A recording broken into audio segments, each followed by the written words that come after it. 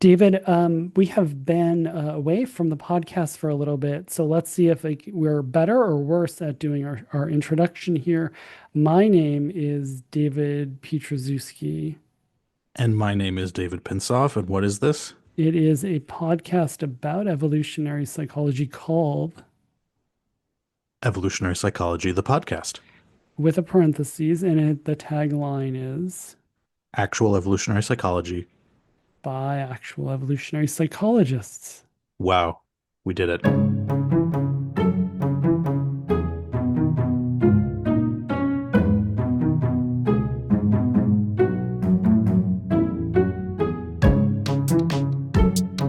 Okay. David, did you ever play Follow the Leader as a kid? Uh, I am familiar with the game. I've actually forgot how it works. Is it just you do what the Uh, person says? Is that how it works? It's pretty straightforward. There's a leader and a follower, and the leader just randomly does stuff, and the follower just sort of does it back. Oh, that's a pretty simple game. That's Yeah, simpler than I thought. yeah. Uh, Okay. well, I I guess can draw it out. I can draw it. I can like diagram the whole thing later. But okay. Well, it seems like we play that game all the time, every day, and we mm, have a wonderful guest with us today by the name of Zach Garfield, who is mm. an expert in this leader-follower game and why we evolved to play this game with one Yeah. another. And it's not exactly what you might think, like I think a lot of people have this like idea of what a leader and a follower are or like what it is. And I think this discussion with Zach is a good example of taking an evolutionary approach to a known thing like leadership and sort of making it a little stranger than we might think. And so if you think you know what leadership is, listen to this, stay tuned because you might not. Yes, absolutely. And Zach has a lot of rich knowledge to share with us about the cultural variation and the cultural universality of leadership. And he brings a lot of insights to what leadership is. And I think in a somewhat surprising way, I think it changed the way I think of leadership. And I think it will change the way you think about leadership. Yeah, and there's not much more better than you can say about a scientist than they change the way you think. And just want to give a shout out to him collaborating with Luke Glowacki on the Omo Valley Research Project, which is super cool. And he'll talk more about that in the episode as well. And we'll have Luke on in the near future too. So yeah, without further ado, enjoy Zach Garfield leadership. And David, yeah, we'll talk after this about Follow the Leader. Sounds good. All right, I will follow you. enjoy. Today we have Dr. Zach Garfield. Um, and Zach, where were you prior to where you are now, and where are you now? Yeah, so I'm currently in Rabat in Morocco at the University of Mohammed VI Polytechnic. I can tell you a little bit more about this university. But before that, I was at the Institute for Advanced Study in Toulouse. So in Toulouse, France, it's an interdisciplinary institute that's housed within the Toulouse School of Economics. And so it's sort of the brainchild of Jean Tirole, a Nobel laureate economist who wanted to really bring this interdisciplinarity to Toulouse. And it's really an amazing institute. So, I mean, anyone who's looking for postdocs, you should definitely apply there. A lot of economists and political scientists and anthropologists and psychologists.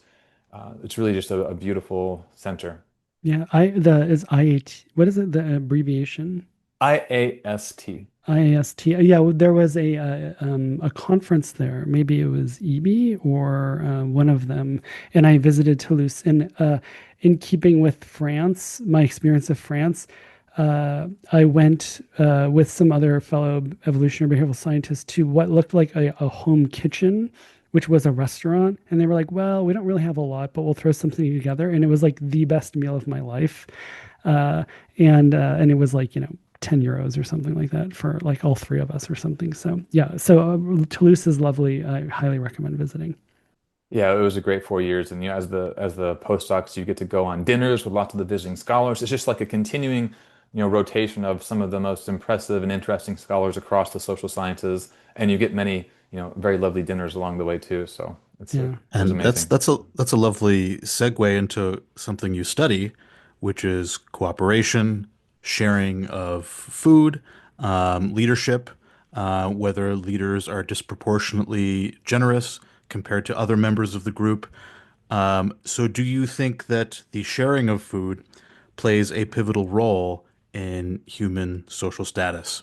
or leadership? I mean, yeah, for sure. I mean, if you go through a lot of ethnography, feasting, this is a huge mechanism by which people, um, you know, build reputations and like basically build social asymmetries. And it's sort of there's sort of two dynamics. It's generous, so it's actually a good thing. It's pro-social, especially if you don't have food storage. You can sort of store, your excess in the belly of your neighbor. Um, so you expect that return maybe at some point in the future. But at the same time, you also build up this asymmetry, this status, this capacity to share. And I think this is an interesting example because it also highlights that something like, especially in subsistence-based societies, something like physical formidability, if you're able to just work harder in the field or hunt more, um, we often think of this as being like a capacity for coercion, which obviously it could be if you're just mightier and stronger and people are afraid of you. But it also means you can like do all these very pro-social things, generating resources, share, and build this pattern of indebtedness and influence by basically making people happy. So I think sharing and building these surplus of calories and distributing them is a really interesting dynamic by how which status hierarchies can emerge. Polly Wiesner has written a lot about this. There's a great book called Food and the Status Quest that Hmm. brings together a lot of archaeologists and ethnographers who focus really heavily on this topic. Hmm. So do you think, I mean, you mentioned that making people happy is a good way to gain status or to rise politically within a society. Um, Is that the only way to rise politically? I mean, Machiavelli famously said that you can, influence people through love or through fear, and often doing both is the best strategy. Is there both love and fear in the strategy of a leader, or is it more of the former and less of the latter? How do you view the trade-off between trying to make people happy versus trying to intimidate people and keep them in their place? Right. Um, so, I mean, it really depends on the ecology and like what are the outside options that people have. I mean, your listeners might recall Chris von Ruden talked about the reverse dominance hierarchy. So this is the idea that if people have the capacity to really resist the coercive propensities of any status-seeking individual or leader, that changes the dynamic. If there's equal access to weaponry or people can pack up and leave. But your question, I think, is really interesting, and I've been thinking a lot about this because we often think about these sort of two opposing strategies. And I'm working on writing some stuff about this right now and have a recent paper thinking about this. And I'm not exactly sure why this is, but if you look through literature, movies, film, we see a lot of these like good versus evil, hero versus villain, the prince versus even Machiavelli has written about the importance of virtue and trust in some other writings. Tolstoy, all these influential sort of discussions of status and leadership seem to like have this binary, diametrically opposed strategy that seems to really resonate with a lot of, I don't know, our subjective thinking about leadership and status. So I don't know exactly why that is, but Hmm. as I looked more at like the ethnographic record and the sort of wide range of diversity of discussions of status and leadership, we saw more and more that you could see evidence of these two different strategies, but they overlapped much more than sort of the standard sort of two styles or dual model theory would predict. And so Hmm. I think your question is interesting because yes, it does often take some element of fear and love, so to speak, to use those Machiavellian phrases, or as we are kind of casting it, which isn't just our approach, but a lot of people in our field are looking at the benefit generation and cost imposition. And so Hmm. if you can generate benefits via maybe making potential free riders be afraid of punishment, or generate benefits by calorie generation, calorie surplus, Hmm. organizing cooperation, that is going to be an effective strategy. But it's always dependent upon what the sort of ecology is, what potential followers or other community members have as outside options, and then what your role can accomplish given the demands of the group in that particular context. Hmm. So it seems like it's almost a sunnier view of leadership than you might expect from, say, a Machiavelli, and that the ability of leaders to gain a following through pure fear or through pure intimidation and force and coercion is really not very common or very plausible, and that you often need to have a strong benefit conferral component to rising in status or power within any community. Would you agree with that assessment that the dominance and fear and coercion aspect of it is overrated? I mean, I would agree in general, but it still Yeah. depends on the ecology. There are certain contexts where followers just don't have outside options. Yeah. They need to be within the group, and even though they're, subjected to lots of cost and tyranny, and there is obviously not optimal for them, they just don't have the ability to break off and leave. So Hmm. in that context, if you can sort of maintain some equilibrium of very aggressive, domineering type leadership, and it's good for you, maybe your family and those who are suffering can't really do anything about it, then that might be quite stable. But I think on the Hmm. whole, if you look across a wide range of human societies, including more stratified and more egalitarian, a more pro-social style of leadership does seem to be the more effective in the long term, because if individuals have an opportunity to band together, to resist, to if they have outside options, they're going to be looking for those opportunities. So if you're not producing net benefits for the constituents in the long run, that's obviously Hmm. not going to be as stable as if you are. So I have a question that I've been pondering a lot. So you mentioned the pro-social style of leadership versus more of the dominance style of leadership. What about having your cake and eating it? What about having a dominance style of leadership that masquerades as a pro-social style of leadership? That is, it is a kind of dominance or coercion, or in some cases, violence that is justified with an ideology, with a mythology, with a set of rationalizations that frames the dominance as for the good of the person being dominated. History is littered with these kinds of justifications, these kinds of ideologies and mythologies, the belief systems. The most common and obvious ones would be the divine right of kings, karma, justifying caste systems. But I could go on all day. So, what do you think is the role in human evolution of the fear-based strategy that masquerades as the love-based strategy? Yeah, this is super interesting. I mean, I'm curious to hear if you have other like examples we can talk about. Um, People like Timothy Earle have talked about how chiefs come to power. So if we assume that, thinking about subsistence-based societies, hunter-gatherers, horticulturalists, at some point there's intensification of the economic base and also of the sort of socio-political structure. And it seems that chiefs, so a chiefdom is when there's sort of a hereditary, institutionalized leadership structure where the leader often has like absolute authority. All the resources of the community get funneled into to basically the chief, who then distributes them accordingly to various norms and other obligations. And you can have like nested chiefdoms. So you might have like a chiefdom where the chief's boss is, what's called the paramount chief. Hmm. So these systems tend to be very hierarchical, very coercive. And if you read the ethnography, some of these chiefs are just like maniacal, megalomanias. They would just, decimate followers sometimes. Like sometimes there's all sorts of very gruesome stories of their authority. But what it seems to be is that first you have to control somehow the economic base.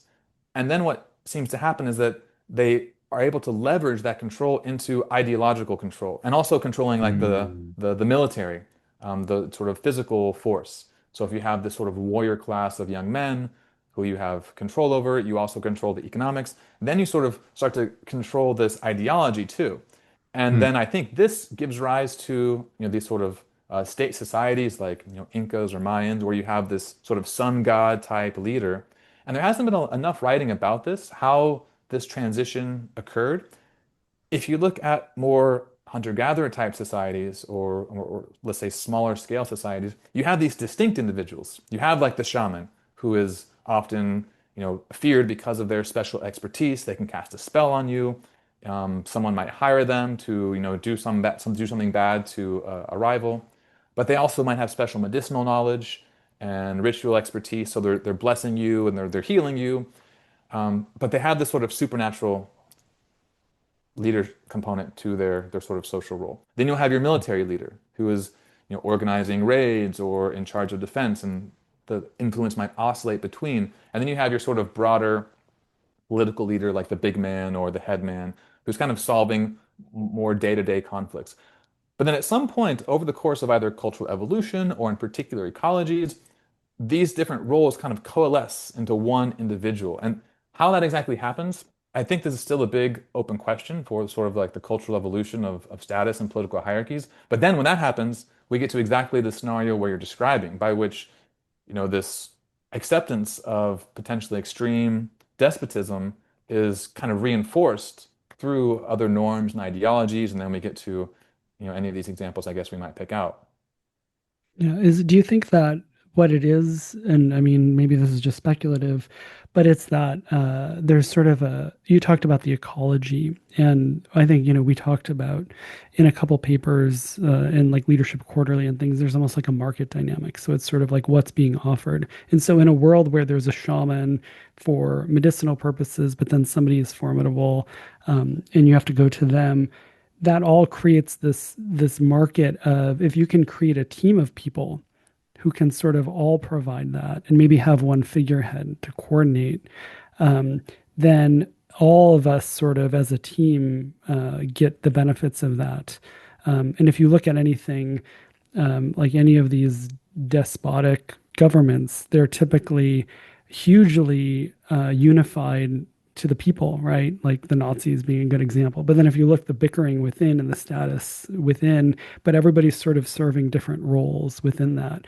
And so I wonder if it's just this thing of we can all do different, provide different services. And I know you've talked about that, like services as leadership. But I wonder if it's this thing of individuals sort of team up on the idea that um, we can we can essentially monopolize the leadership market if, as a unified appearing team, we provide all those services. What do you think about that? Yeah, I think that makes a lot of sense. I mean, some of your work has talked about this. Paul Hooper has also talked about this. So I think a lot of different people are sort of converging on this idea of leaders and leadership being in markets. I suppose as some individuals or groups of individuals kind of get monopolies, so to speak, on different aspects of the market, their outside options become diminished, and so you end up basically having to choose the best of the bad options. I mean, I think we all can relate to that in many of our political systems today when we don't have the option we want, but we have to choose the least of our unpreferred options. So I think that's a very useful way to think about it. And leadership in general could use more of this type of bringing in like these, economic dynamics and market-like dynamics into these preferences. Yeah, it also suggests approximate psychology of leaders being really good at identifying uh, potential threats to the niche that you occupy. And I don't think there's really been a lot of work on that. So, like, just understanding and anticipating ahead of time, is this going to be a threat to the way our leadership is? Is this going to provide an offering to people that they're going to prefer over us? It's essentially like the leadership equivalent of sort of, corporations wanting to like prevent an upstart competitor. Yeah, Really like that idea. exactly. It reminds me of, competitions between, say, the king and the Catholic Church, where oftentimes the government will want to, suppress the reigning religion because they view it as providing a competing service that the government is trying to provide. And so you get, crackdowns on the local religion because it's in competition with the government. I wonder if there are other interesting historical examples of that, but I really like that idea that you can think of coercive leadership as a kind of monopoly over the various services that people are bargaining for in a social marketplace. And part of the strategy of a leader is to suppress and shut out the competition. Yeah. I wonder if like war, a lot, it sounds like this just sounds like a lot of war, history of war in particular, sometimes might be um, the individual people on the ground sort of fighting possible status competitors from the leader. Again, this would be for more hierarchical, not necessarily like small scale conflict. This might lead into Zach, with Luke Glowacki, right, are sort of heading up the Omo Valley Research. What is the name of it? Yeah. The Omo Valley Research Project. Okay. I got Yeah, all the way Omo except Valley for Research project. Project. Yeah. We also Okay. OVRP is our acronym. Got to get Um, that brand out there. yeah, exactly. We should sell T-shirts, but or hats. But can you talk a little bit about that and sort of this, maybe to backtrack a little bit? is what's your like scientific gig in terms of, what are the things that you're looking at, have been looking at, and continue to look at? Yeah, for sure. Well, we talked a little bit about leadership already, and I got into this interested mostly in status and status hierarchies. And ironically enough, when I was a undergrad, Chris von Ruden was a PhD student at the time. So I was like reading all of his work on status, and it was really inspiring and useful for me. Then at some point in time, we started emailing when I was a PhD student. And then we both sort of kind of got to leadership via similar paths. And so now we have a lot of collaborations and we work together. And Chris has been a great mentor and colleague for me over the years. So I'm interested in things like status and leadership. And then from this focus on leadership, I came to a lot of these other topics that are really common in our fields, like, for example, punishment, third-party punishment. So when do people engage in costly punishments on behalf of someone who's maybe not a kin or a friend? This also gets into conflict resolution. Leaders are often resolving conflicts. And so what I kind of saw is there's all these literatures on conflict or on punishment, etc. And leadership was kind of central to all these dynamics, but hadn't, and even, cooperation. How do individuals cooperate? Well, it often involves someone taking on a special role to punish free riders or to encourage people to invest in group projects. So I kind of saw that leadership dynamics were obviously essential to all these different domains, but hadn't quite got sufficient attention, I think, within these respective literatures. So I focused a lot on a lot of these type of sort of downstream, I think, phenomena of leadership, like conflict resolution, punishment, and also social learning and teaching. So teaching is, if you kind of think about it in a really broad way, also a form of leadership. So I'm interested in these topics, and I've been doing field work and cross-cultural research for, well, as long as I've been in the game. Um, but I think then all anthropologists doing field work today also have this broader interest in like how do the economic and social transitions that rural communities are going through, how does that influence all the other things we're interested in? So I think basically all fieldworking anthropologists today are also interested in market integration. That's like the big question right now.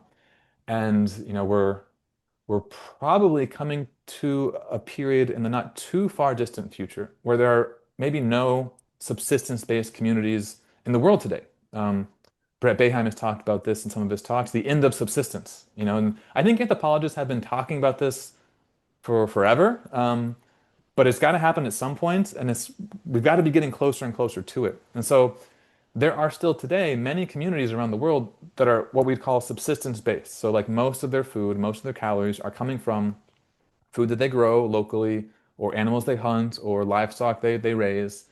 Um, and that as a sort of social and economic base can have a profound impact on how we think, how we raise our kids, how we relate to each other. And so when people transition from these subsistence-based communities to market-based communities, it can change a lot of our psychology. Obviously, this happened already in many places around the world, in most places around the world, but we didn't have this, interdisciplinary scientific toolkit documenting it as it was unfolding. So now what we can do is be a part of these transitions and kind of track how things like conflict resolution or leadership structures or trust and so forth are unfolding. And that's kind of like the overarching goal of the Omo Valley Research Project. So we are managing field sites, Luke and I, among different ethno-linguistic groups or different societies, different cultures, you might say. So these are mostly agro-pastoralists. We're working with Hammer, Kara, Kwegu, and Nyangatom. And what's super fascinating about this Omo Valley region, so this is southwest Ethiopia, north of Lake Turkana, there's this Omo River that flows up. And so it creates this like very broad range of varied ecologies. You've got highland and lowland. There was seasonal flooding in the past, a lot of sorghum cultivation, and lots of pastoralism. And in this region, there's more than like a dozen distinct ethno-linguistic groups. And many different language families are represented. You have Cushitic speakers, Omotic speakers, Nilotic speakers, Suamic languages. So if you know anything about linguistics, these are very different languages.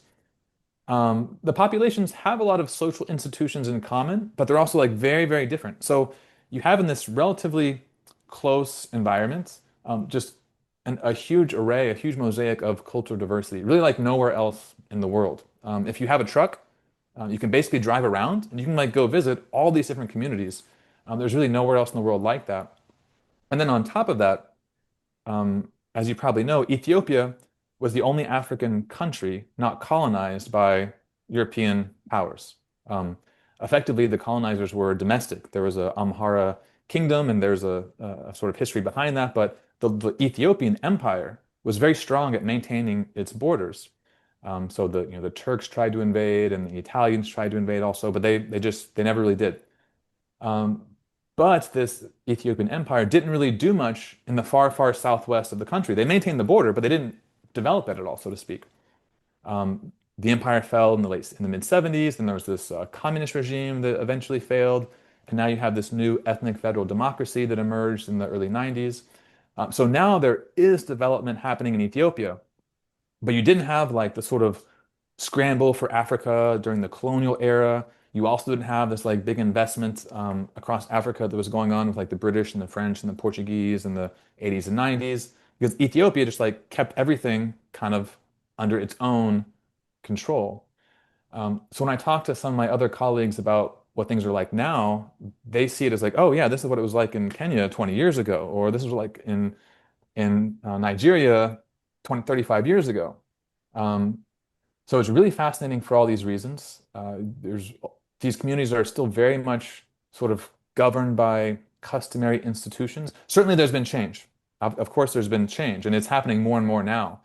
But it's really there's really nowhere else in the world like this. And so for this reason, I'm obviously quite biased, of course, but I think it's like the most exciting place in the world to be doing the sort of focus on subsistence-based societies because there's just nowhere else like it in the world.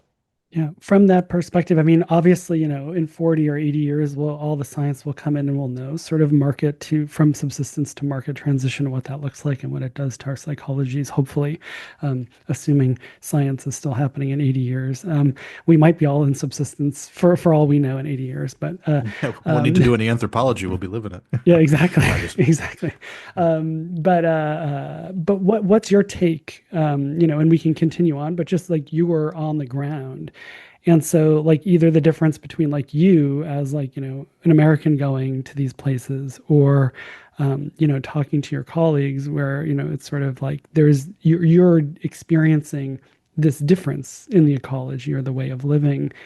Do you have sort of a representation of what day to day differs, or is that sort of too hard to tease apart from just like there's lots of other just differences that may have nothing to do with market versus subsistence? You mean like how life is like in the more subsistence-based context? Is that kind of your question? Yeah, I mean, well, two things. I mean, you brought up that it's a different way of living, and then it also has effects on our psychology, right? Like Yeah. day to day, and then maybe also more calibrational stuff. Is it clear to you, or do you have ideas or even guesses about sort of either these very more transient day to day differences, or the more sort of profound, maybe like, if you pulled somebody out who has been in a subsistence Yeah. existence and they go to a marketplace and they feel like a fish out of water? Why is that? And what is that? Mhm. Well, I mean, I think for sure life just moves way slower, and you kind of feel it. And um, people don't think of time in the same way. I'm not trying to get too like it's a pure wharf on us, but like the idea of like keeping a schedule or like that there would be some sort of governing system that's like larger than the environment, that's not really salient. Things just move really, really slowly. If someone's going to come, they're going to come when they're going to come, and there would be no reason for you to expect them to be there at a particular time other than when they're going to be there, if that makes sense. do they have like a timekeeping system, like a calendar or a clock or anything analogous, or is it just like it's daytime or nighttime?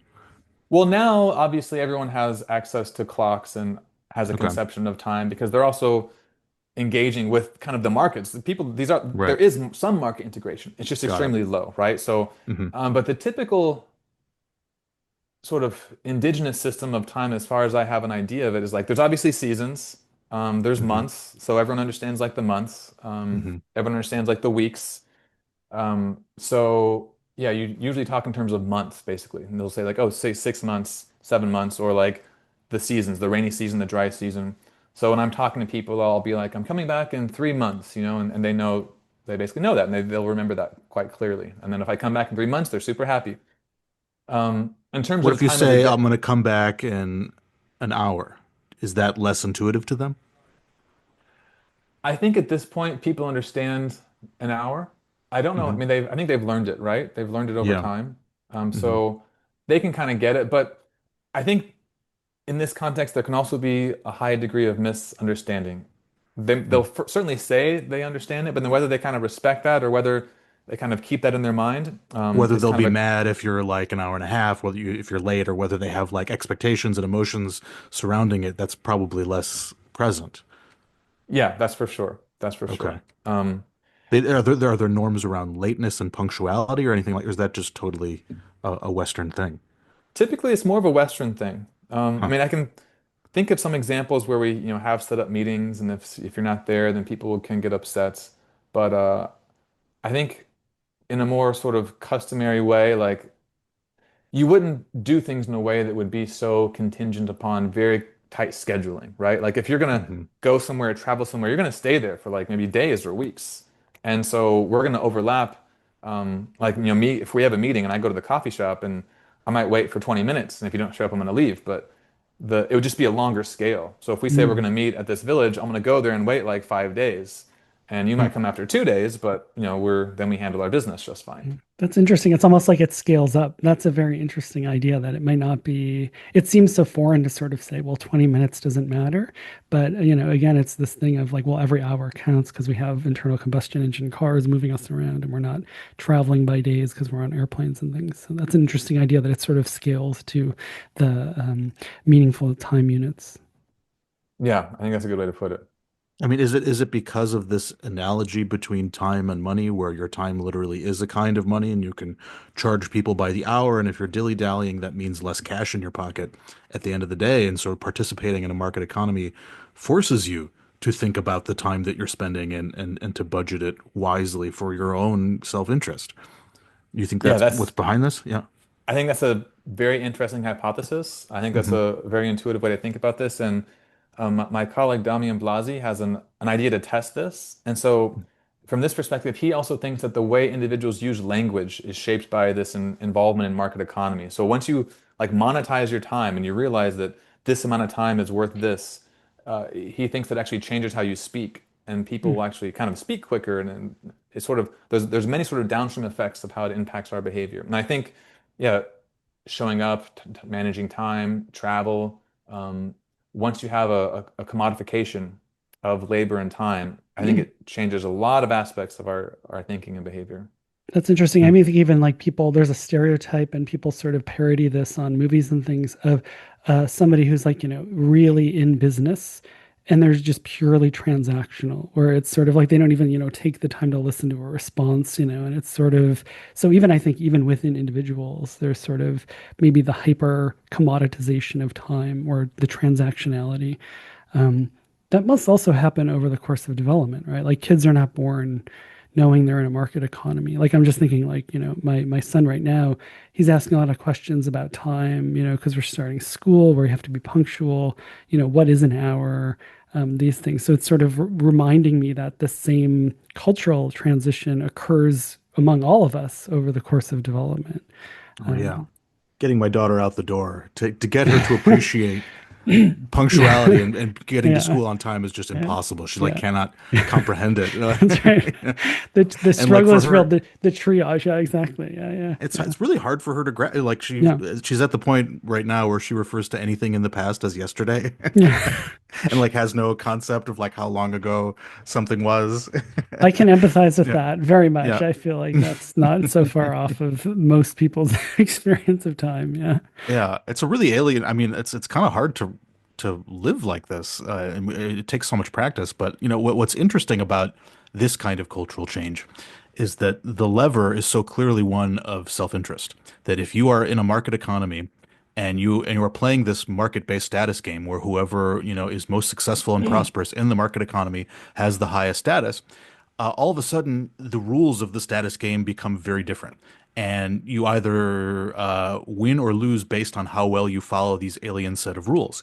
And so what I like about this idea is that it it frames cultural change as this is in my personal self-interest. This is how I'm going to win this new alien status game. This forces me to develop these new skills and these new ways of thinking because that helps me advance in this new status game. Is that how you're thinking about cultural change in this regard? I personally like that way of thinking about cultural change. It sort of demystifies it a little bit, where these are all just people acting in their individual self-interest under changing ecological circumstances. And what happens as an emergent result is that you get different norms and habits and ways of thinking.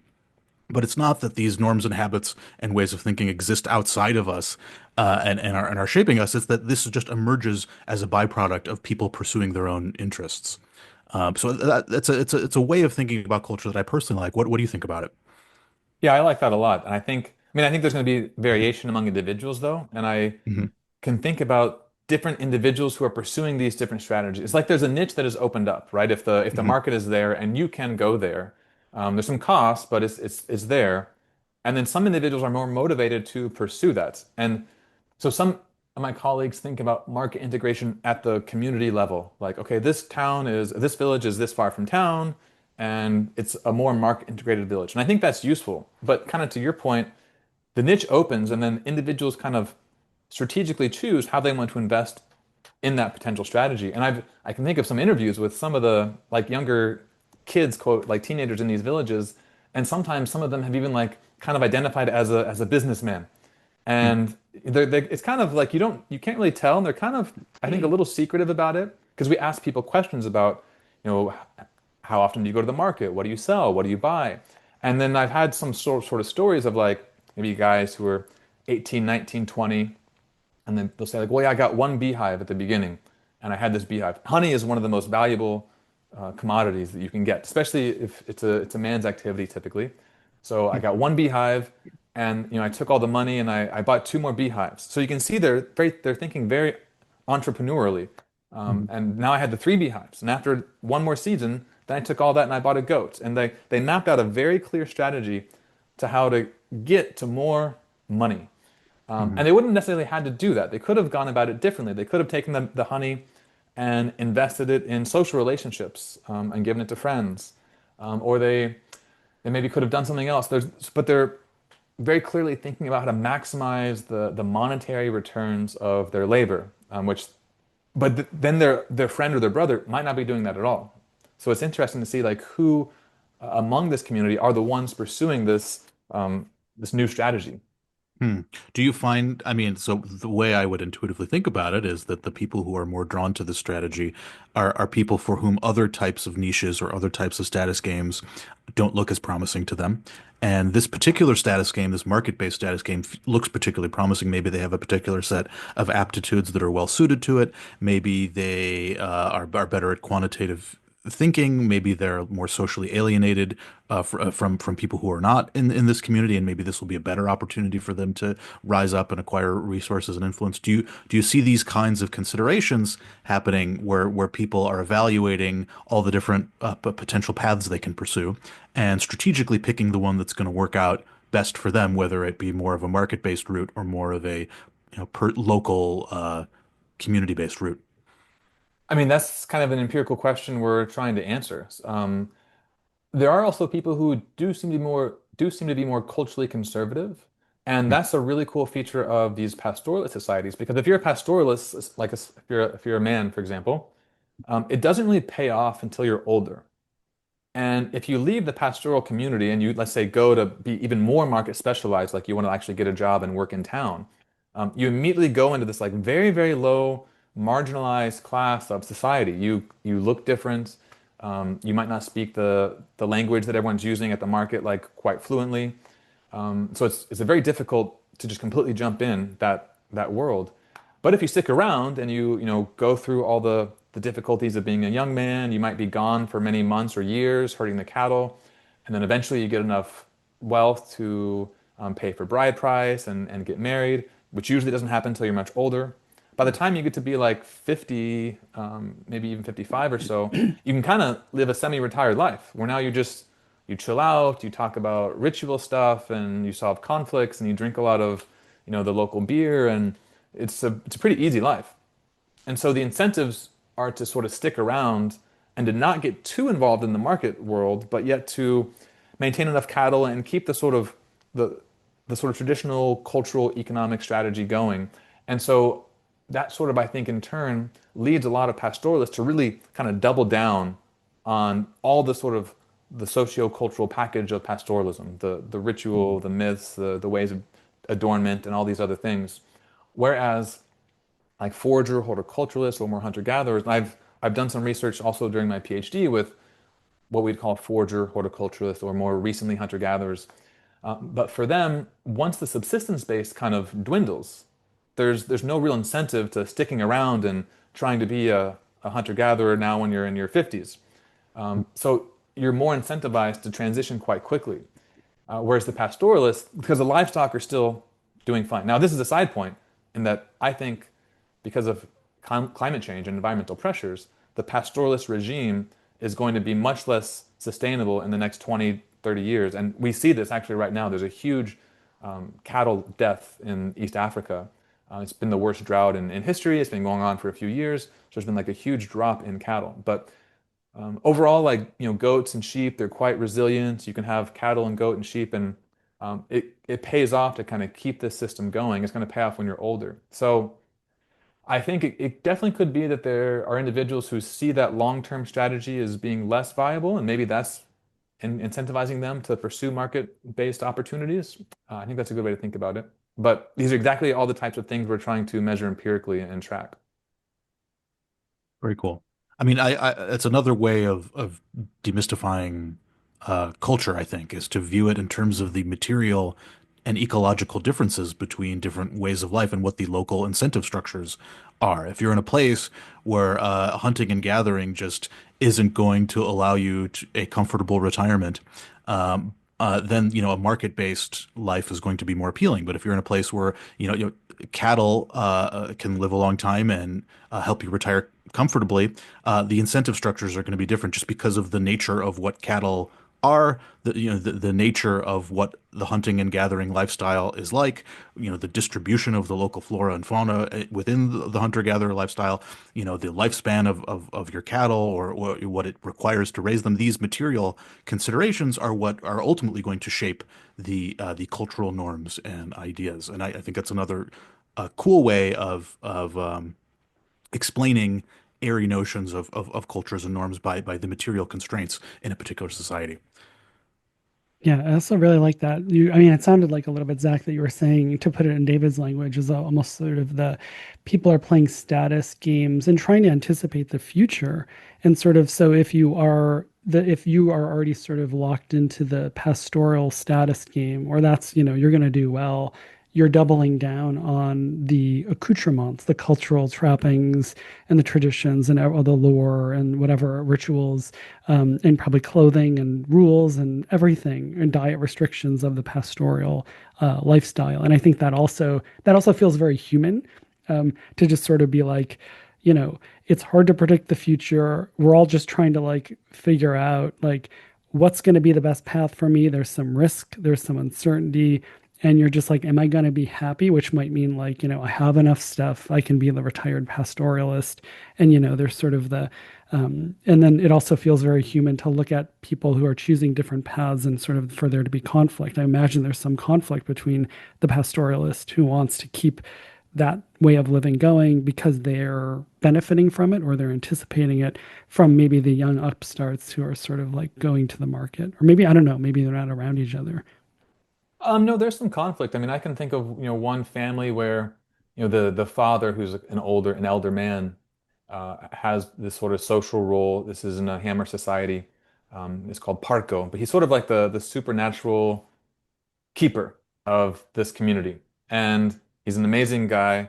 And every so often he's doing all sorts of stuff. I most of the time don't know what's going on, but it's very complex, like blessings and behaviors that are ritually significant, and it's sort of a part of his sort of protection of the community. And he has a couple sons, and one of the sons is very much the market strategy guy. And he's actually now, one of the sons has since left the community, and there's a lot of conflict there because his father is so important to the community, so well respected, and normally the sons should be supporting them, but they're not. And so for this particular family now, it's kind of hard for him and his wife, and they're kind of like my adopted uncles and aunts in a way or whatever. They're part of my sort of adopted family.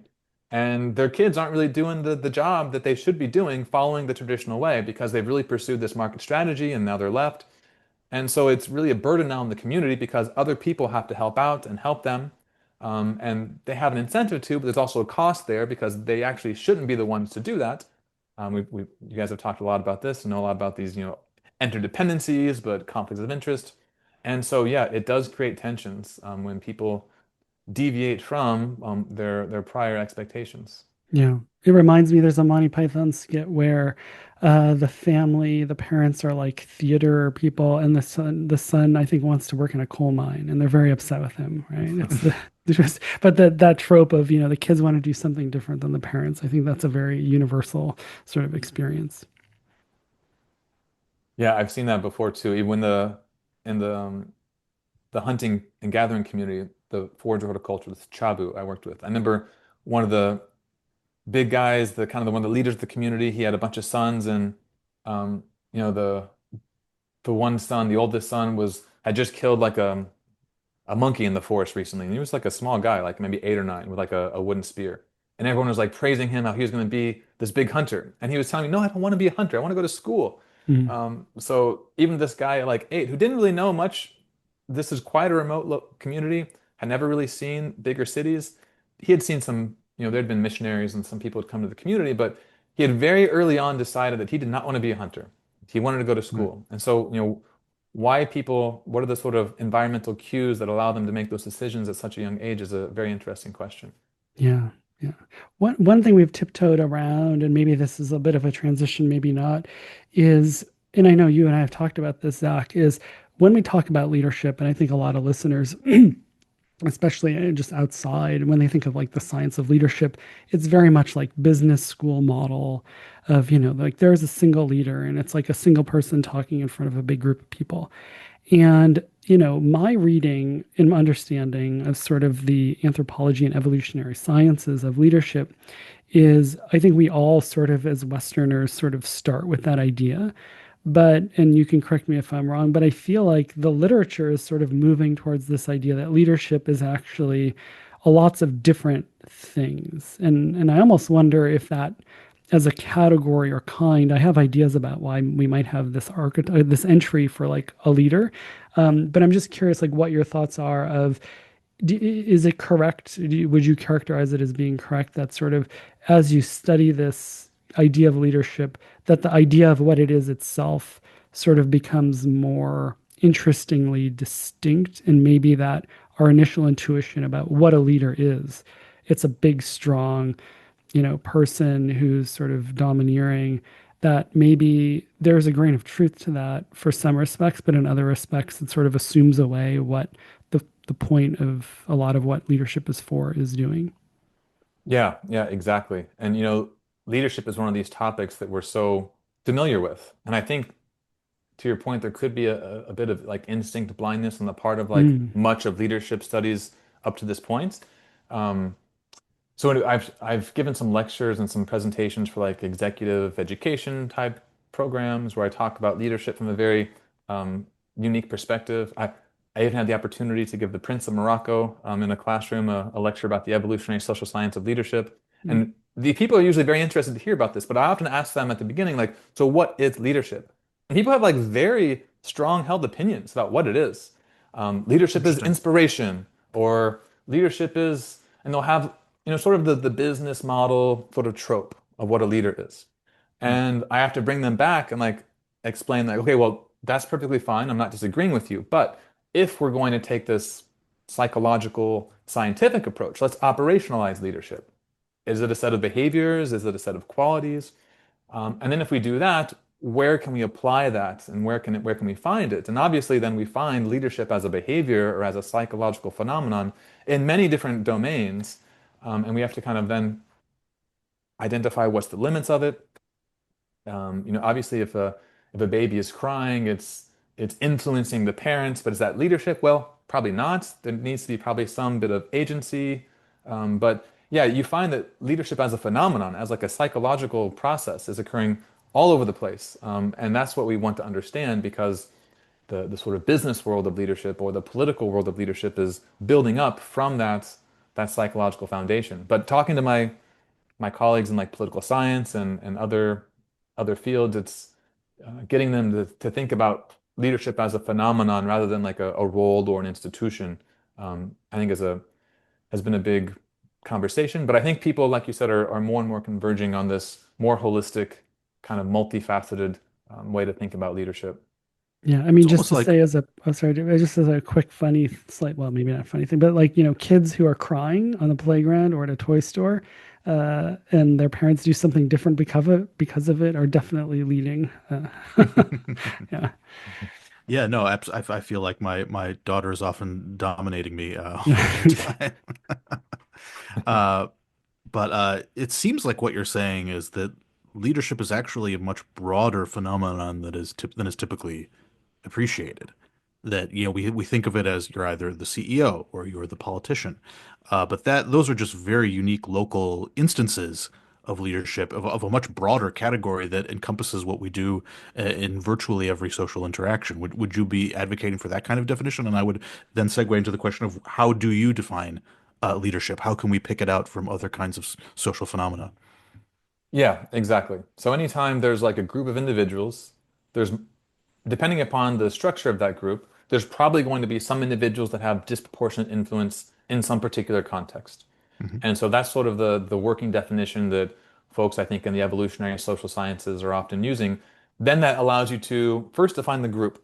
Put your little circle around the agents that you want to focus on. Is it a nation? Is it a school? Is it a play group? Is it a family? And then how do you want to measure disproportionate influence? And there's different ways you can go about that as well. Is it speaking? Is it having attention? Is it physically coercing? And I think one of the things I've been thinking and talking about more recently is like the benefit generation, cost, and position. And a lot of people have talked about this. I mean, Dave, you've talked about this. Patrick Durkee has also written a lot about this with status hierarchies. So this kind of makes it a bit more concrete to see that what are the actual outcomes that this disproportionate influence is producing? Are they doing something good for the group? Are they, imposing a cost on someone? Trying to break it down to really concrete, simple ways to think about the outcomes of the disproportionate influence. So yeah, then you can define, maybe the parents are the leaders of the family, or the more outspoken person on the captain of the basketball team is the captain of the team. So for any social group, you can identify who has disproportionate influence. In some cases, it might be kind of institutionalized, like you're the captain, so you have a agreed upon role. But in other cases, it might be non-institutionalized, but should emerge from who can provide benefits for us in this particular context. So maybe they have some special knowledge. They're not normally the leader, but all of a sudden, hey, you're the expert on this domain, so tell us what to do. Yep.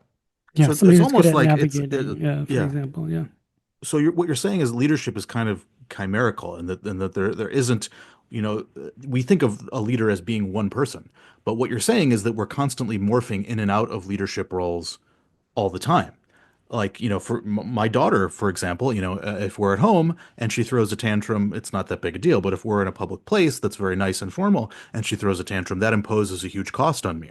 And so she has way more bargaining power in the fancy public place than she does at home. And she likely knows this, and I'm more willing, she has more influence over me. I'm more willing to placate her and let her, watch videos on my phone or whatever to make sure that she doesn't throw a tantrum. Whereas at home, she's going to have much less influence over me. And so she might, move a little further on the leadership continuum, in a nice fancy place, and then I might rise a little bit when we're, at my home. And what you're saying is that we're constantly sliding in and out of we're sliding along this continuum of more or less influence, more or less leadership, depending on the context and what the needs of the different parties are in the situation. Is that accurate? Yeah, exactly. Did you have something to add to that, Dave?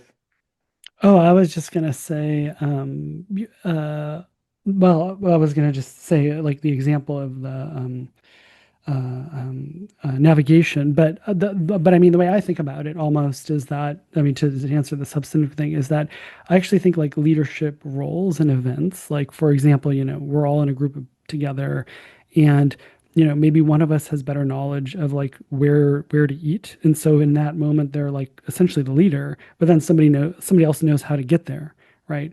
And like they're the leader too. And I think in a funny way, like our folk concept leader probably doesn't tag those as leadership per se.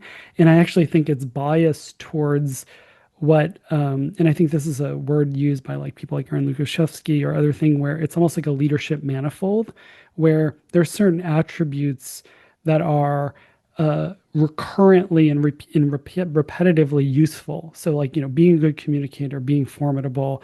So sort of, I think our idea, our folk idea of what a leader is doesn't look at leadership instances at all, but what it does is it looks at the aggregate, like what's the throughput or what does a Mm, person afford.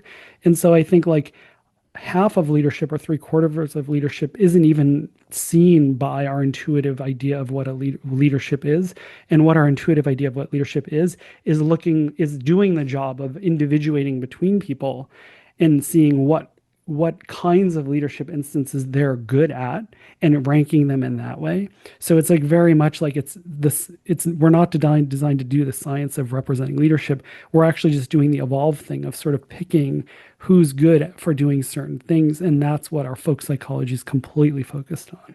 hmm. Yeah. Yeah, and then there's sort of like a meta leadership and identifying Right.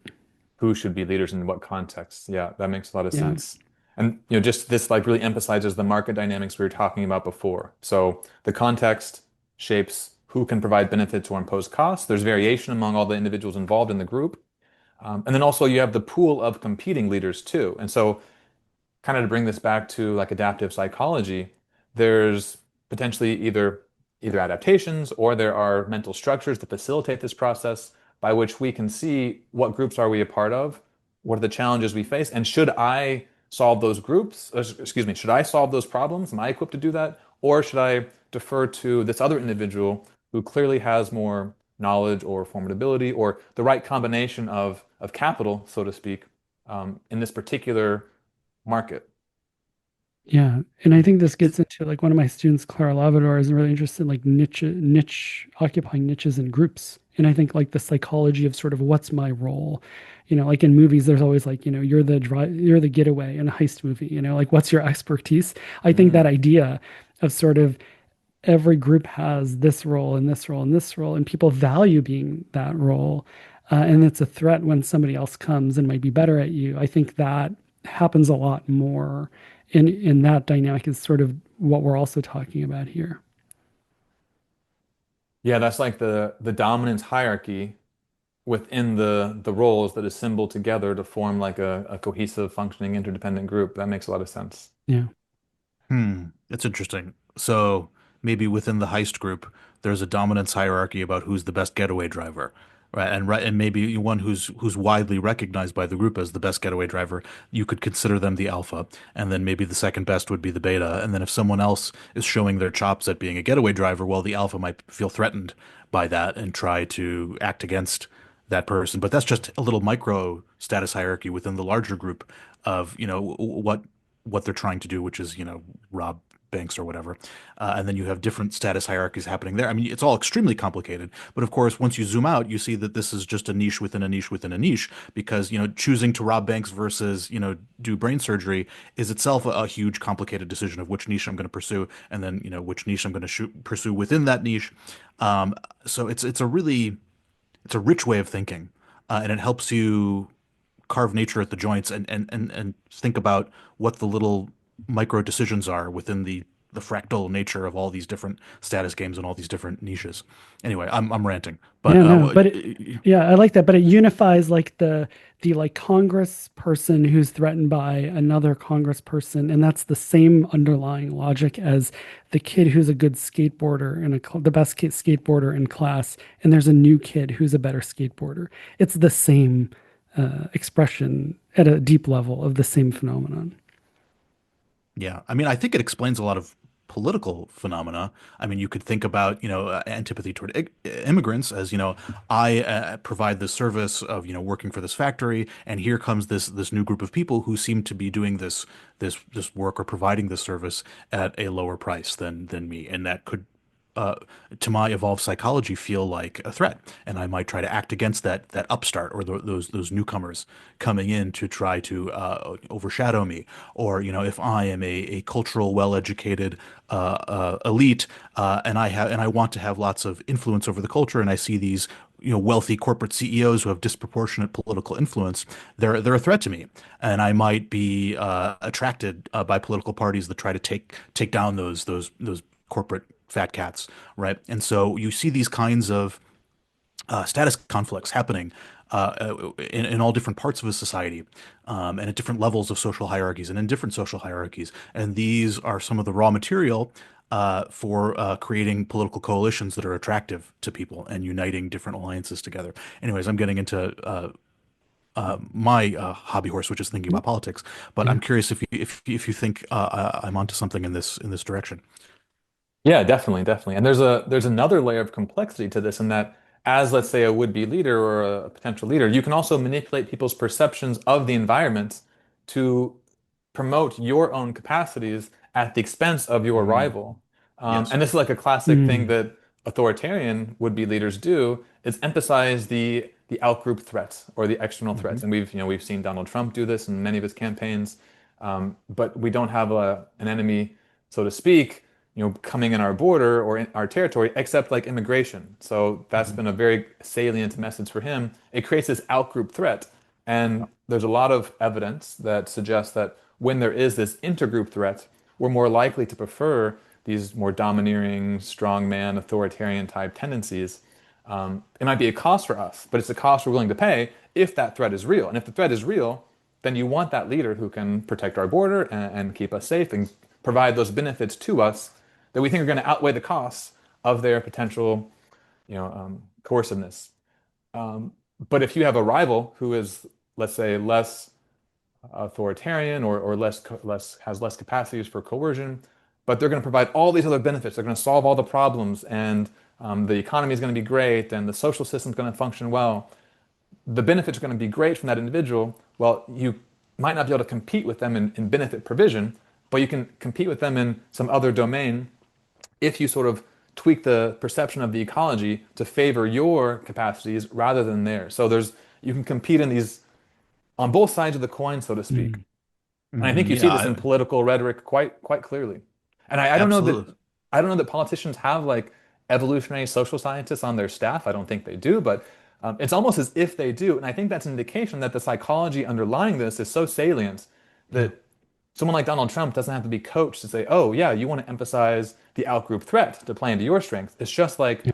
a natural process, a natural outcome of our psychologies. And you could think of it as a market. I mean, you have a bunch of competing politicians with competing agendas and platforms and beliefs, and some of those beliefs are just more attractive and compelling to the human mind. And the ones that win out are the ones that demonize an outgroup, or frame some group as being a free rider that needs to be punished. These kinds of narratives that fit our evolved psychology very well are the ones that win out in the political marketplace and then trickle up to form the contents of our ideological belief systems. Yeah. This is why we can't have nice things. Yeah. People are terrible and wonderful, but also Yeah. terrible. Yeah. Yeah, they're both. Yeah. Yeah. Zach, what we've been launching into sort of leadership. There's this thing about like services, like cognitive services. I don't know if you want to talk about that at all, or is there some other part of your research? Like, are we missing anything? Because we sort of launched right in. Are we missing, a good swath of what you're doing or thinking about? Um, Well, yeah, we've talked a little bit about some of this stuff. I guess on the services side, so this is like some work I've done with Ed Hagen, who you both talked to and know well. This is the idea that part of what leaders are doing are providing these services, often cognitive services in our model. And I guess a lot of my work is kind of it's been very inspired by the sort of dominance prestige framework. This I read this paper, the seminal paper here is Henrik and Gil White, 2001. I read this as an undergraduate when I was working with Ray Hames. He turned me on to this, and that just like blew my mind. And I mean, I think I still have my PDF copy of that that's like, it's all highlighted and has coffee stains on it. And so I spent a lot of my work as a graduate student trying to understand what this dominance prestige model was, how we could test it, what it would look like in different contexts. And you see tons of ethnographic evidence that this is going on. And there's been a lot of different ways to think about prestige. Is it is it respect? Is it competition in these symbolic domains? Instead of competing with physical aggression, we can compete by, being a guitarist or being a good hunter or a basketball player. So is it analogous to physical competition, but in non-physical ways? That's sort of the Jerome Barco model. Or is it like an opportunity to identify the important model to learn skills from? That's sort of the Henrik cultural evolution model. And so once we really dug into a lot of the ethnography, it led us to think about uh, how the sort of social selection models of learning and finding the ideal individual to learn important skills from also relates to this very clear pattern that high status men and leaders have much enhanced reproductive success. The Chris von Ruden has talked a lot about this, and we see this a lot in the ethnographic record. So there's clearly like a sexual selection and a social selection process going on. And so this led us to think about, well, what is it that prestigious leaders are really good for? Why would you want to sacrifice your autonomy to someone else? And the social, the sort of cultural evolutionary story, the social learning story probably explains a big chunk of it. Like, yes, you want to identify who you can learn from, but there's some issues there we think are not fully explained. For one, like if that is the case, if prestige is a mechanism to identify someone who has important skills from, so that then you can learn those skills, you might expect that prestige would go down as a function of that individual sharing that information. Um, and that's obviously not how prestige works. I mean, Yeah. if Yeah. I if I want to learn how to, shoot a three-point shot because you're the best and you teach me that shot and I mimic your technique exactly, now your prestige doesn't go down. So there's Mhm. more going on than that. And then, why would you defer to someone who is prestigious once you have already sort of acquired whatever knowledge that you could potentially acquire from them? That doesn't seem to happen either. Why would prestigious people be like sexually attractive to the opposite sex? Or if you're in Yeah. an arranged marriage situation, which characterizes a lot of humanity, why would you want your son or your daughter to be partnered with a prestigious individual? So there Mhm. seem to be a lot of gaps in this, and our solution is this idea of computational services. So prestigious individuals have special knowledge and they have intelligence, and we kind of use this term neural capital. Some of my colleagues don't like this so much, but for us, it's like it's a catch-all. So it's whatever intelligence is, whatever expertise is and knowledge is, and also personality, just all the stuff that's in the brain, this variable. And in this sense, it's kind of like physical formidability. You can't fake it. And to Mhm. some extent, you can build it up over time, but you can't just overnight increase your neural capital. Just like overnight, you can't become physically formidable. And Mhm. so there's natural variation. And if you're high on this neural capital, then it puts you in a position to provide input into other individuals, solve problems for them, resolve conflicts, and offer services. And it's beneficial for the alter, the other individual, because they don't have the information that you do. And imagine a scenario where there you have one individual who has a big problem. They don't know what to do. They lack the information, they lack the experience to solve this problem. So they go to someone who is known for having this expertise, having this prestige. And there's situation A, B, and C, and they have no idea what to do.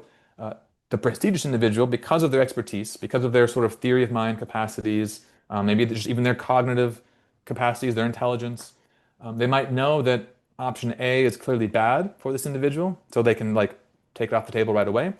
Option B and D, excuse me, B and C might be equally good for the requester, but option C might be great for the leader, the prestigious individual. So then they can recommend option C, and both parties get a benefit here. It's easier for the follower in this scenario because all they have to do now is compare the proposed option to whatever they might do on their own. So just a sort of binary comparison. The leader, on the other hand, had quite a complex set of scenarios and a lot of information processing going on. And that means that now most decisions will be a benefit to the leader. So Mm. that's why it's attractive to be married to this individual, to have your close kin married to that individual, to be partners with that individual, because outcomes are usually going to be in their favor. So they're a good social Hmm. partner to have. So Interesting. that's sort of the idea of computational services in a nutshell, in a sense. If I could break that down, because it's a cool idea, and I want to break down like the mechanics of it. So within any decision, there are decision costs. There's time, energy, et cetera, that it takes to evaluate all the different possibilities, conceive of all the different possibilities, map out how they're going to work out in your head, and that takes time and energy. And what a leader does is it saves you that time and energy. You provide the service of reducing that decision cost for the person that you're helping. And so you get a benefit in that, and then I'm saving you some cost. I'm saving you some time and energy in making the decision. And I'm getting a benefit too, because I'm going to guide you toward decisions that benefit me more. So we're each benefiting from this. You get a lower decision cost, and I get a better outcome. And through that mutual benefit, this kind of leadership dynamic emerges, where a person who is better at reducing decision costs for people tends to reduce more decision costs and have more influence over the group. And in exchange for providing that service, they get more favorable outcomes. Is that a good way of breaking it down? Yeah, exactly. And in the paper, we call this joint utility improvement. Hmm. So Okay. we actually both get a better outcome of this. And so leadership is costly as well. So I need to get some, if Yes. someone's a leader, they need to get some payoff and make it worth their while as well. A lot of people in these, especially these smaller scale societies, they don't want to be the leader because the costs are quite high. Opportunity costs, potential reputational damages. But in the end, it makes sense exactly given the dynamics you just explained. Hmm. Cool. It's a really interesting model. I like it a lot. Yeah, and just in defense of your sort of agnostic about like what intelligence or the neural underpinnings are, um, the, there's this idea of a difference detecting mechanism. I have a paper that's hopefully going to come out pretty soon, and it's an idea from David Buss, and people like Aaron Lukashevsky and other people, and Patrick Durkee in personality, looking at it's this idea that it's what we talked about before for leadership, which is what we're evolved to do is look for differences in something, not necessarily the full causal story. So, for example, like if you're trying to predict like what's a good restaurant, you're not going to go through like, well, do they cook food? Do they have a wait staff? Like that's held constant. So what you're going to do is look for like, is there like a line out the door? Like how hard is it to get in? Does like the upkeep look, like is it being kept up? Like these are all cues to predict among the variants that of the choices that you have. And so in intelligence, for example, there's this long literature and like there's a paper by Denny Borsboom about how people have looked for like the underpinnings of what intelligence is forever, and it doesn't map onto any like single thing. And that's in part because, like the mind is not domain general and there's not like the thinky part of the mind. But it's also because this idea is that really what intelligence is a third party representation of somebody who's better at something than somebody else. Hmm. And the source of that variation is always different. So in some cases, it might be like we're in a high pathogen environment, and the person who's just got faster processing speed for this particular task is the one who has like the lowest pathogen load. But what that produces or why that's there is very different from another situation where it's like who's the best guitarist and like why did that, that particular combination of things, and what makes the best guitarist isn't what makes the best accountant or most like, and so what people have discovered is what unifies these difference detecting concepts like leadership or intelligence is not the thing in the head that corresponds to it, but it's the perception of a difference. But what causes that difference is always the same. So the fact that you're being agnostic about it, I just want to like as a side here, it's vindicated in the sense of there's these many categories that are really part of our intuitive evolved folk psychology where it's really we're designed to detect differences, but what causes those differences is very opaque and might even be heterogeneous across the situations. Okay, that's really cool. Yeah, that fits perfectly with this sort of framework. Yeah. Yeah, I like that a lot too, Dave. And incidentally, it relates to, I think, a lot of panic about artificial intelligence is because Oh yeah, we import this folk concept of intelligence as just sort of being generally awesome, and yeah, then that leads to these wild thought experiments. What if the computer just gets more and more generally awesome at everything, and then it'll be better at everything than us, and then yeah, it'll kill us all. yeah. So I think a lot of fears about AI run amok come from this kind of folk psychology that we're just letting run wild. I have a Yes. blog post called "AI Doomerism is Bullshit" that you might enjoy, Dave. That basically Mm, makes this that's argument that great. it's. Yeah. But yeah, no, I love this idea of neural capital, Zach. I think it puts the focus where it ought to be, which is not on this like mental substance called intelligence, but thinking of it in economic terms as a thing that you accumulate over a lifetime. Just as I eat lots of food and and that it gets converted into physical capital, bigger muscles or larger size or whatever. I forage for lots of pieces of valuable information in my environment, and I learn lots of valuable lessons, and I accumulate that in my nervous system.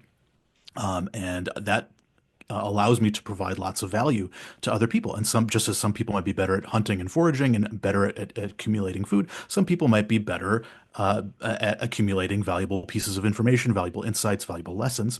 And those people will just tend to have more neural capital and be able to provide more benefits, which in turn allows them to have more bargaining power in the social marketplace and have more social influence and rise to leadership positions. So I think it's a beautiful model, and I like Yeah. it. Cool.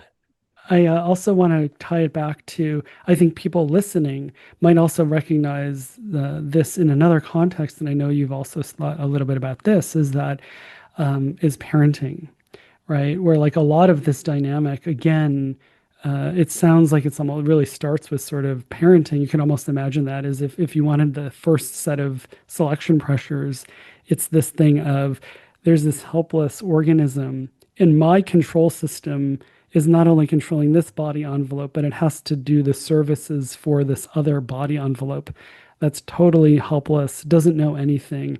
And so this thing of like the choices A, B, C, that really sounds also like parenting, where like A is really bad for the kid, B and C are equally good for the kid, but like C is better for me, so I'm going to suggest C. We're But going I with C. mean, Yeah. yeah, exactly. But I mean, that's sort of the tongue-in-cheek version. But then, I mean, how seriously should we take the metaphor? And is it that this thing of like, the original evolved psychology is really a parenting psychology that's been sort of tweaked and co-opted to then do other things? Or how are you thinking about that? And it certainly seems like a lot of this is happening within the family too. So, can you talk a little bit about that? Yeah, that's exactly kind of our thinking. And I don't remember if Ed got into this in his conversation with y'all, but um, if we kind of extrapolate back and kind of to take a Dave Pietraszewski approach, think about the adaptive problem first, we come to this idea of it all starts in the family. So the mother is the first leader of all of us. And a mother's offspring are her followers in this sense. If we think about disproportionate influence and decision making. And so kind of a consequence of this line of thinking that started with like thinking about dominance prestige, looking at the ethnographic record, seeing this overlap, coming to this idea of neural capital and sexual selection. An outcome is that it seems that the cognitive demands of motherhood would have been the strongest selection pressure over a long period of hominin evolution. And so this is sort of also like it's a sort of social intelligence, a Machiavellian intelligence kind of explanation for encephalization or the evolution of the brain, because it seems like every woman is at least the leader of her children and probably also the leader of her family in a lot of ways, optimizing decisions, resolving conflicts, and all these cognitive demands that we see as being associated with leadership more broadly is what every mother is doing basically from her first, or maybe especially her second offspring, but even her first, all the way through, the rest of her life effectively. And so this suggests that, a lot of the phenomenon of leadership behavior might be more women specific. Uh, and so this psychology that might have been the selection pressure for it. And then when you have two individuals who are both good at this, it's even better, right? So if you have a good joint utility improvement cognition of a mother and a good joint utility improvement cognition of a father, then it's going to be a really stable pair bond. They're able to resolve all these conflicts because they necessarily have lots of conflicts. Do you invest in the paternal line or the maternal line, or what if someone had some other children with another mateship? Now you're together. So in order to make it work, you have to resolve conflicts. And anyone who's been in a partnership obviously knows that good relationships are not the ones that avoid conflicts necessarily, they're the ones that resolve them more effectively. And so if the cognitive demands of motherhood were a strong selection pressure, if you resolve those conflicts, you're going to have more surviving offspring. And many children are dying before the age of before 6 months, even before 1 year, in these subsistence-based contexts. So keeping your kids alive is not it's not easy exactly. So you have to be thinking very carefully. There's lots of threats out there. And so then if all mothers are doing this, then you only need like one or two or maybe a few guys who aren't doing as much in the home that can then provide these similar services that mothers are providing for their children within the house at the community level. Hmm. I want to make this connection between conflict resolution and what you call joint utility maximization because I love how elegantly it maps on one maps onto the other. So the original model is that I save you decision costs, and in exchange I get a more favorable outcome. The That same logic applies beautifully to an instance of a conflict. So if you and Dave are in conflict, you have a variety of possible ways of resolving that conflict, a variety of different courses of action. It takes a lot of time and energy to evaluate all those different options and those different possibilities. So right off the bat, you have a lot of time and energy that's being spent in you and Dave figuring out what you're going to do about this conflict. But on top of those time and energy costs, you also have the costs of potentially fighting with one another, physically perhaps, or you might have the costs of foregone cooperation if you decide to not be friends anymore. So there are these huge costs that you and Dave are now facing.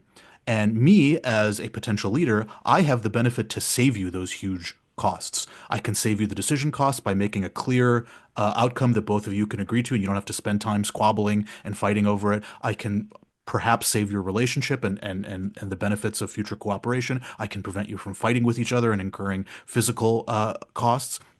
I can provide all those huge benefits to you as a leader and as someone with a lot of neural capital who knows you both and knows what might be a favorable outcome to you both. And in exchange, I get to resolve that conflict in a way that might benefit me. Maybe if you're both my allies, I'm really going to want you guys to get along, and so it benefits you if it benefits me if both of you guys are getting along. But if Dave is my brother, I might favor an outcome to the conflict that benefits Dave more than you. But that still might be make you better off if at the end of the day you're saving these huge decision costs. And so I really love how elegantly this model maps on to this idea of conflict resolution and explains really insightfully why conflict resolution is such an important part of leadership. And intuitively, from a Western mind, it's not a very important part of leadership. When we think of a leader, we don't really think of them as being like a mediator or like mediating conflicts between people or like being an impartial judge or something like that. And yet, if you look cross-culturally, what you find is that actually is the most common and enduring feature of leadership, which I think is a really surprising and interesting empirical finding. Yeah, exactly. I was just going to mention that. We did the work and went Yeah. through the ethnographic record and identified all these different functions of leaders. And it was kind of overlooked when I was first sort of looking for theories to operationalize, to see what I could test in the ethnographic record. There wasn't like a really clear theory saying conflict resolution is what leaders are Mhm. doing. Mhm. But in the end, when we did like a kind of an exploratory study, we found that conflict resolution was by far, well, not by far, but it was among a few very common functions that leaders are providing. And in fact, it was the most common function that leaders are providing across like a wide range of societies and also different contexts. Yeah. There's also a common knowledge element too. So just to continue the metaphor or the example, like if Zach and I are in conflict and David, you resolve it. It's also that if Zach and I are already in conflict, we already are worried about the other getting more status or having more control in the relationship. And if we all have common knowledge that David, you have made the decision, we're both more comfortable going forward because the precedent isn't, well, Zach just called the shots now, and I would be Yeah. reluctant to do that. So even if there Yeah. was an agreement that we could both live with, I might just not want to go along with it because I don't want the precedent being that Zach is the one who Interesting. got listened to. So Yeah. like we both know that you did It allows the both of you to save face. exactly, and not get Yeah. status in that other way. And then it also means like we know that we're both being monitored in the sense Mhm. of like I know that now David knows that this issue exists, but I also know that Zach knows that David knows. And so it really is like a beautiful feed forward cycle of increasing common knowledge, saving face, and also just your unique perspective, David, in solving all of our problems. Mhm. When we stop recording, Zach and I are gonna talk to you, David. No, Yeah, I I'll sit you down on my couch and you can chat a little I'm bit. that sounds great. Yeah. Um, I think Dave, that brings up another interesting point of like the temporal dynamics that leaders must be sensitive to, which is another layer of the cognitive complexity. So sometimes it might just be kind of arbitrary, and you might not have the sufficient information to really make a justified decision. But let's say you already have that influence because of past decisions you've made, and it's agreed upon that you have some authority in this context. So you just have to say, okay, stop it. You take the toy, or you take the resource, and we're done. But then the next time, the person who got the short end of the stick, you have to remember that they might have a turn now in this sort of the randomness or the noise of imperfect decision making. And if you remember it the next time, okay, now things are fine. This gets into the idea of welfare trade-off, and is someone taking your outcome sufficiently into account consistently enough? You can maybe short someone once in a while, but you can't short the same person too much, or you're going to risk that the influence for that individual. So leaders have to be mapping all of this stuff and temporally as well. Yeah, it's cool. Do you find that there is a preference for impartiality in a leader? Because you would imagine if leaders are playing such a strong role in resolving conflicts, it would really be in everyone's interest for that leader to not play favorites. So if you and Dave are in conflict, you're not going to want me to be Dave's best friend. That's very bad for you. Or even if I am Dave's best friend, you're going to want me to have some kind of distance, some kind of impartiality to make a fair resolution of the conflict without being biased by my allegiances to Dave. And so to me, that suggests a an underlooked aspect of leadership, which is that we might want leaders to have a kind of impartiality, a kind of objectivity that prevents them from, playing favorites or helping out their buddies. Is that an aspect of leadership that you've seen? Have you thought about that? Yeah, I think that that is an aspect of leadership that makes me think of two things. In the cross-cultural data I've done, the cross-cultural using the ethnographic record to build quantitative measures of like conflict and leadership and conflict resolution, we do see some evidence of fairness being associated with leadership and conflict resolution. So I do think that is a very clear signal in the ethnographic record. Leaders should be fair, they should have a record of impartiality. I mean, Mhm. that's like a desirable characteristic in someone who has influence, who you're deferring to regularly. Mhm. But I also think about, like, I've done some studies on conflict resolution among pastoralists, among the Hammer.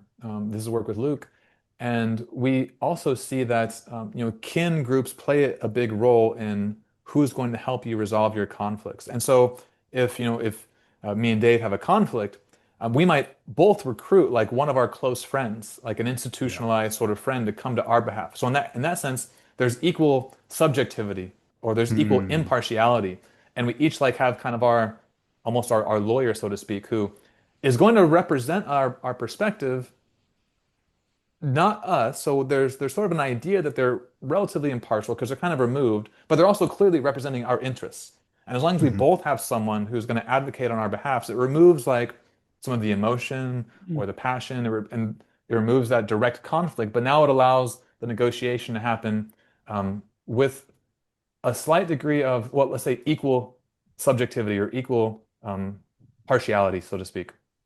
Hmm. Which in turn creates a massive incentive to have people who'd be willing to advocate for you, to form alliances with people who will have your back should you ever get into a conflict, and signaling about loyalty and whether you get in a fight with someone, whether they take your side automatically or not, is a huge feature of social relationships. It's a fascinating topic. Yeah, Yeah, and so that's a, I no, go also I ahead. wanted to pick your brain. So this idea of impartiality and the importance of it in resolving conflicts. So there's this really cool idea from Pascal Boyer, who I imagine we'll probably have on at some point, where he thinks that the function of divination is to basically provide this kind of impartiality where it cannot otherwise be obtained. So if I cannot be trusted to make an impartial decision about how to resolve your conflict, Maybe the only way to resolve it is just to say, let's just, throw something in the water and see if it sinks or floats, or let's look at some tea leaves, or let's do some random ritual that produces a random outcome. And in that case, randomness is actually preferable to the judgment of another human being if that human being cannot be trusted to be impartial. And so what these rituals do in these divination is that they provide common ground, they provide common knowledge to coordinate the group, resolve disputes, get everyone with a common set of expectations without the corrupt influence of any particular person making the decision. Do you buy that model, and does it fit with the way you're thinking about these issues? Yeah, I think there's something to that, or a lot to that for sure.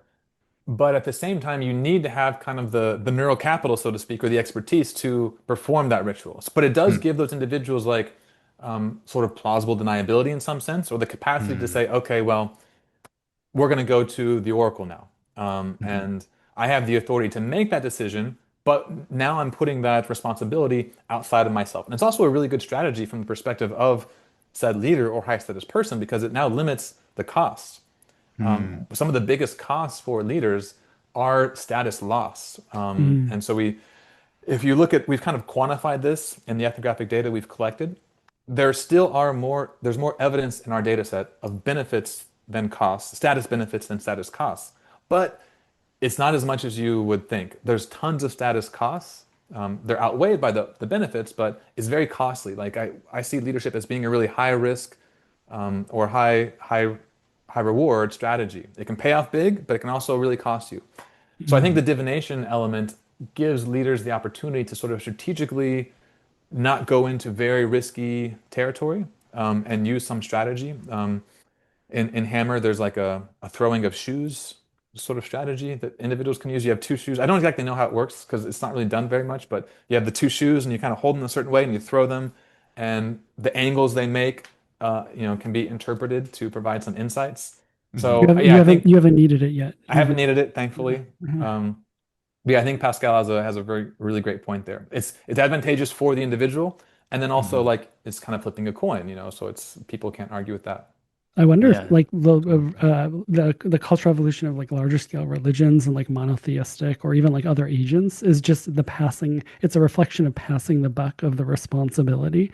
So it's sort Hmm. of like if I'm doing divination and it goes wrong, well, like maybe that's a problem with me. But if there's another person who I was talking to, then they were wrong. Or like I can just say, well, they can't be wrong. We must be wrong. It's not me. I'm Hmm. not saying I'm infallible. So like I like the idea that maybe like all of the like elaboration of beyond divination is just sort of like passing the buck and it's not my responsibility. And like that's why we have like agents as gods and multiple gods and things like that.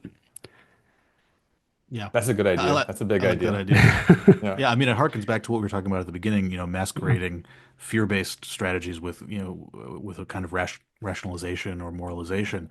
So there's a cool study, I think, by a guy name of Watts, where he looks at ritual sacrifices and in prehistoric cultures, and he finds that cultures with these ritual sacrifices last longer. They're more stable. They're less likely to have, rebellions and so forth. And the hypothesis is that it's a way of scaring and intimidating a subordinate group of people with plausible deniability and with passing the buck onto someone else.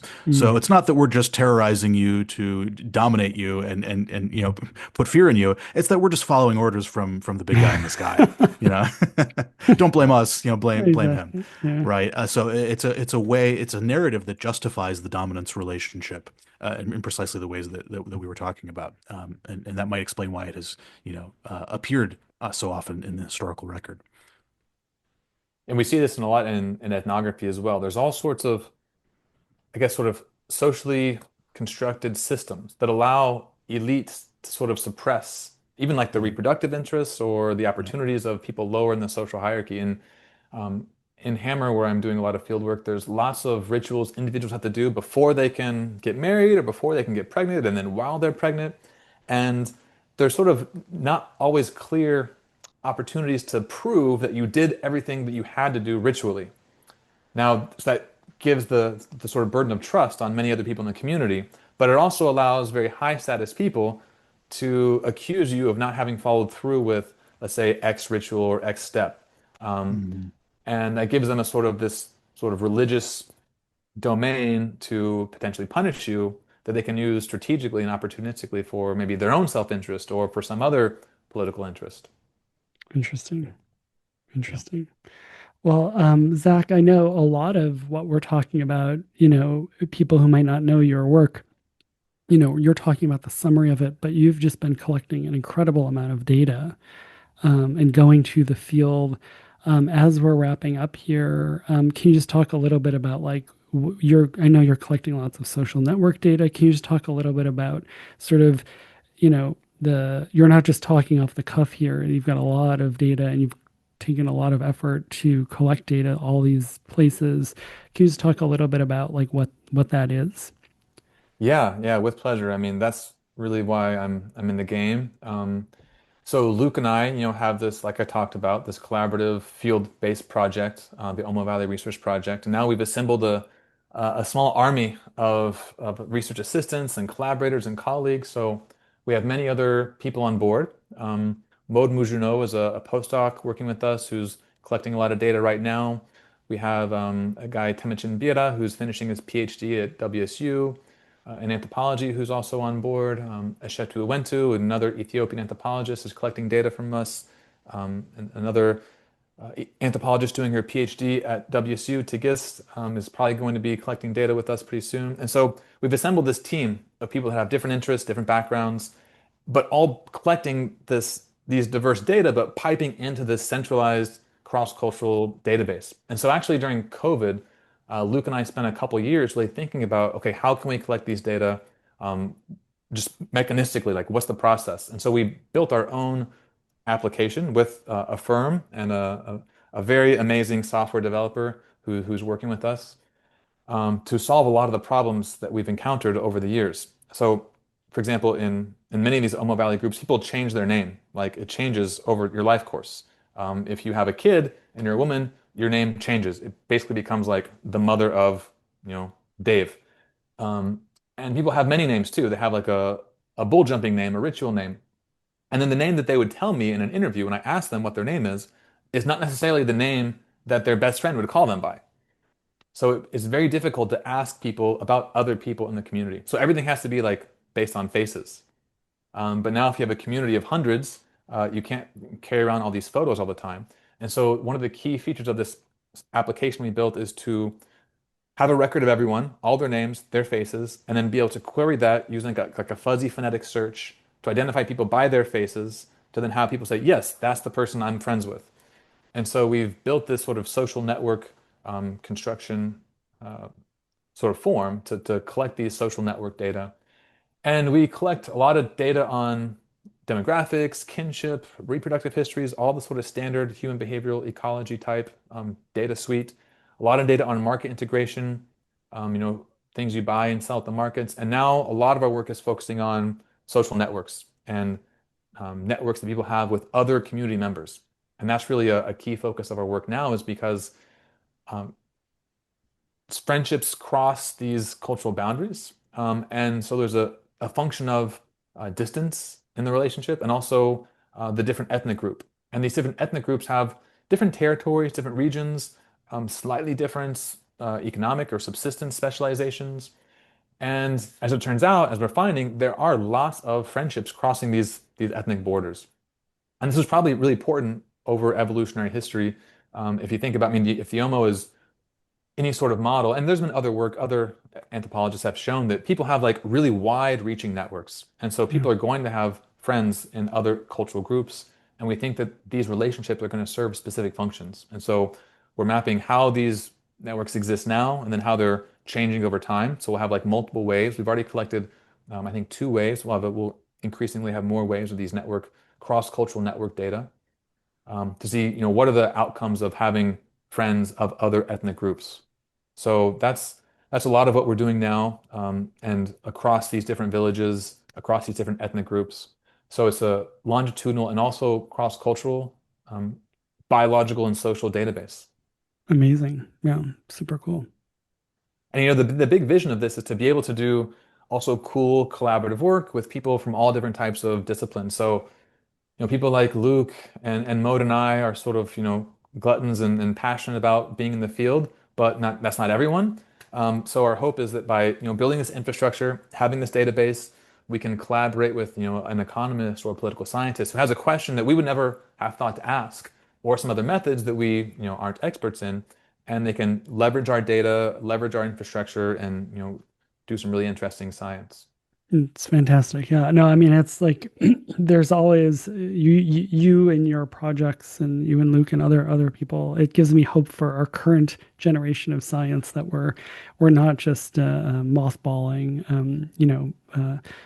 Yeah, we're not just mothballing. Period. Yeah. Yeah. This is the time for the question. Should we have asked you anything? Um, Well, I didn't talk about the sort of philanthropic components of the Mm, OVRP, which is really exciting. All anthropologists, you have to be doing something for your communities, for the people you're working with, to maintain those relationships. You become like a family member. You have lots of obligations, and any anthropologist can talk about this for hours. But what Luke and I wanted to do was really formalize that in a way to where it could scale. So our organization is also a 501(c)(3 in the US, so it's a tax exempt nonprofit organization. And in addition to supporting like our scientific aims, we also have these philanthropic aims. And right now, what we're mostly focusing on is supporting students who come from these rural villages to go to university. And so we have like a grants committee. We take applications and we review them. And then for the students that we fund, we pay for their tuition, we pay for their room and board if they have dependents or if they have special, let's say, medical care they need. We try and cover like all their expenses so they can go to school. And these students are like super remarkable because they usually come from like one big region. So let's say there's a kind of like the county or the department, and there will be some schools in that department, but they're often like difficult to access or kind of far away. So these students that are especially motivated, like might be walking for hours every day to go to school, and by some miracle, they manage to like complete high school. Like how they did yeah. that, I have no idea. And Yeah. they might be like one student from like a whole population of, let's say, 5,000 people or hundreds and hundreds of households. There's one guy or girl who finished high school. And so those are the types of students that we search for and we find, and then we basically support their education. And part of our philosophy here is that a lot of these students want to pursue education to like do something for their community. They want to study veterinary medicine because the cows are getting sick, or they want to study business because their community is transitioning to market economies, but they don't understand the systems. Um, so they're just really inspired and noble and amazing individuals. But then they get to the university and now like they either don't have the money or there's now systems they don't understand. So we fund their education. We host digital skills workshops and training. And yeah, these students are just remarkable. Now we're really happy that we have like kind of a pretty equal gender parity as well, because norms are very different for men and women, for boys and girls. So girls are especially disadvantaged. So if anyone wants to support our cause, we can accept your tax-deductible donation. You can go to our website, omovalleyresearchproject.com, or you can reach out to Luke or I. We can just about support one student for like a whole year of university for like, I feel like it's not more than like a $1,000 or Well, 1,500 bucks. So like even like a $10 donation goes like a long way. And a lot of our donations are just like people giving us $10 here, $20 there. And it allows us to put a lot of students through university. that's great. We'll put a link on the show notes. That's fantastic. That's really, really cool. What an amazing thing to be able to sort of see that and see those people. Yeah, it's not why I got into doing field work, but at this point, and I know Luke would agree with me, it's like it's more rewarding than any of the science stuff we're doing. So it's really been a lot of fun. Yeah, that's amazing. So, yeah, David, any final thoughts? No, that's very cool stuff you're doing. It was, wonderful talking to you, Zach. You're full of insights, doing it really fascinating and important work. And yeah, I look forward to chatting with you again at some point in the future, either on this podcast again or at a conference. Yeah, yeah, and thank you both. I mean, you guys are doing a great service for the field of evolutionary social science, and your work is also super impressive and inspiring. So it's an honor just to be here and have the chance to chat. Thank you so much, Zach. We'll put your links in the show notes, and yeah, we'll definitely have you back maybe sooner rather than later, in different capacities here on the podcast. But thank you so much. Yeah, and again, everybody, I really encourage you to look at Zach's work, and we'll have Luke on soon too. So I'm looking forward to that, and just fantastic, lots of cool stuff. And yeah, thanks for coming on. Thanks, guys. David, you just spent quite a bit of time talking to Zach Garfield and myself. And what are you doing right now? I'm sitting here talking to you, recording the outro for the episode that happened. Okay, that makes sense. Okay, yeah. So can you continue doing that?